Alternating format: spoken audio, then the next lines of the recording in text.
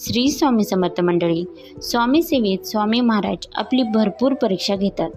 ते आपला संयम बघत असतात.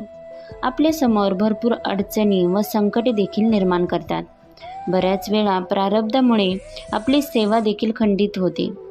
बरेच सेवेकरी तर कंटाळून सेवा देखील सोडतात. परंतु हे सर्व काही चुकीचं आहे.